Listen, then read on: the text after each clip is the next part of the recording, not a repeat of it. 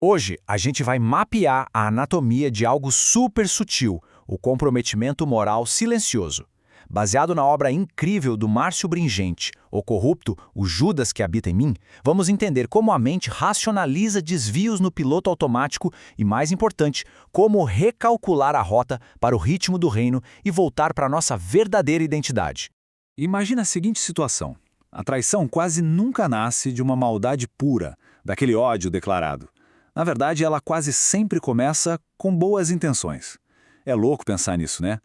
A alma não se perde num grande escândalo de uma hora para outra. Ela se perde naqueles pequenos detalhes práticos, naquelas justificativas silenciosas, onde a gente vai ajustando a integridade para caber numa suposta urgência. E o nosso roteiro de hoje é bem direto. A gente vai passar por 6 fases: a gênese do desvio, o sistema interior, o colapso do ego, a verdadeira metanoia, de traidor a filho e, para fechar, o governo do espírito. Vamos lá? Começando pela fase 1, a gênese do desvio. É exatamente aqui que acontece o famoso beijo de prata. É aquele acordo silencioso, quase imperceptível, entre a consciência e a conveniência. O desvio não começa com um grito de rebeldia. É mais como um sussurro, uma pequena adaptação à nossa rotina.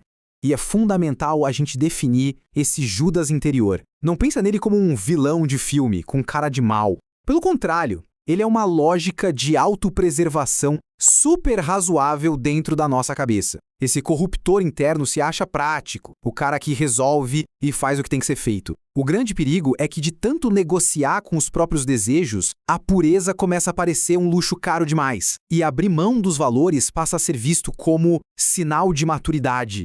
E a mente faz uma engenharia perfeita para anestesiar a consciência sem que ninguém se sinta um traidor. Como? Primeiro rola aquela comparação com o ambiente. Ah, todo mundo faz isso, o sistema é assim. Depois, o foco muda do erro para boa intenção. E por fim, a identidade se fragmenta. A pessoa separa quem ela é das atitudes que toma. Parece um escudo de proteção, mas no fundo a mente acaba de construir a própria prisão no piloto automático. O que nos leva à fase 2, o sistema interior. Aquele desvio lá do início não fica parado como uma escolha isolada, de jeito nenhum. Ele vira uma verdadeira patologia da alma. Ele se organiza e vira um sistema autônomo, rodando em segundo plano na mente. Olha só a diferença absurda entre tentar proteger uma imagem e tentar compensar um vazio. Quando o discurso não bate mais com a prática, o ser humano foge do arrependimento e vai direto para a compensação.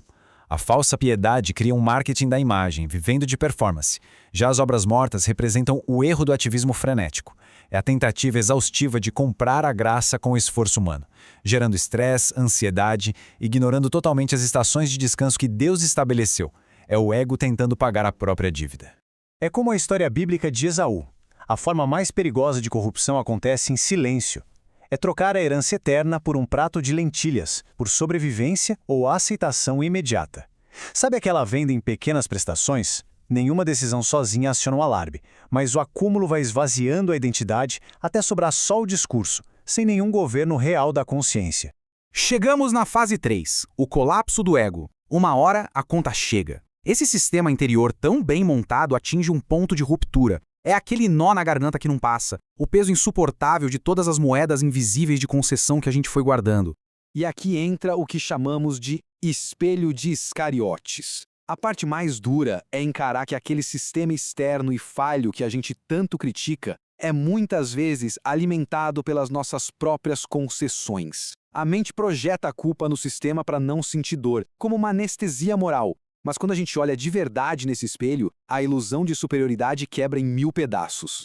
É a falência total do ego. Entramos na estação da introspecção profunda, onde a gente percebe que a força de vontade humana e todo aquele ativismo religioso não servem de nada para a verdadeira salvação. O ego quebra e reconhece. Um sistema corrompido não consegue se curar com mais disciplina. É o momento de abrir mão do controle e deixar o eu morrer. Então, a gente avança para a fase 4, a verdadeira metanoia, a interrupção da graça. A cruz não é um programa de reeducação comportamental. Ela é uma interrupção definitiva. O velho homem não vai ser consertado. Ele precisa ser encerrado para dar lugar ao novo. E tem uma diferença brutal aqui. O remorso dói muito, claro, mas ele chora pelas consequências, pelo status perdido, tentando sempre preservar o ego. O verdadeiro arrependimento não. Ele chora pela ruptura com Deus. Ele aceita a queda do ego e busca restaurar o relacionamento e não a reputação. É a linha exata que separa o auto-engano da libertação total. E a metanoia verdadeira exige que o ego entregue a chave da casa. A verdade não é só uma ideia legal para a gente concordar. A verdade é um trono. Significa acabar com as áreas cinzentas, parar de perguntar até onde eu posso ir sem pecar e começar a perguntar o que honra esse novo governo. É um alinhamento completo. Entrando na fase 5, de traidor a filho. Aqui a gente vê a nova identidade florescendo, como uma nova estação de plantio. É a transição de uma vida travada no estado de alerta das falhas do passado para uma novidade de vida real. Olha o contraste incrível. O traidor obedece para sobreviver. Ele vive com medo da rejeição, num esforço crônico e exaustivo para provar que tem valor. Mas o filho obedece por amor. Ele descansa na herança e na graça. Ele não faz para ser aceito. Ele faz justamente porque já tem a convicção absoluta de que é amado. Presta atenção nesta frase. Deus não está tentando recuperar os traidores que fomos. Ele está revelando os filhos que sempre estiveram no coração dele. Isso muda tudo. É a morte da velha identidade. A culpa sai do trono e a gente para de ser definido pelo nosso pior momento, entendendo que perdão não é Deus nos tolerando, mas nos adotando de verdade. Finalmente, a fase 6, o governo do espírito. Nessa fase, a nova identidade sai da teoria e vai para a prática. A gente sai do ritmo frenético do mundo e entra no compasso nas estações que Deus desenhou. Não é mais sobre seguir uma lista de regras pesadas, mas sobre rodar o sistema interno completamente novo. A gente tira o ego do piloto automático e instala o sistema operacional do reino. Como isso funciona? A paz passa a ser o filtro de segurança. Se não tem paz, o sistema não avança. A verdade vira o código-fonte que não se negocia. A mente e os hábitos começam a se alinhar de forma saudável com o tempo de Deus. E a obediência acontece mesmo antes da gente entender tudo racionalmente. Porque no fim das contas, não se trata de pessoas ruins tentando ficar boas à força. Trata-se de quem estava morto espiritualmente, sendo chamado para uma vida totalmente nova. A cura para a corrupção silenciosa não é criar regras mais duras, mas permitir que o Espírito Santo renove a mente, trazendo o verdadeiro ritmo do reino para dentro da gente. Se esse conteúdo mexeu lá no fundo e fez sentido, aqui na tela tem um código. É uma forma bacana de apoiar diretamente o Márcio Brinhente e ajudar essa missão transformadora a alcançar e curar ainda mais pessoas através desses materiais.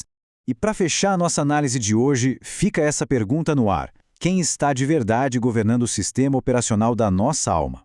Quando a gente olha para as nossas respostas automáticas no dia a dia, quem está no comando? Entender essas engrenagens silenciosas é o primeiro passo para sair do automático e ancorar a vida no ritmo da verdade. Muito obrigado por acompanhar mais este estudo e a gente se vê na próxima.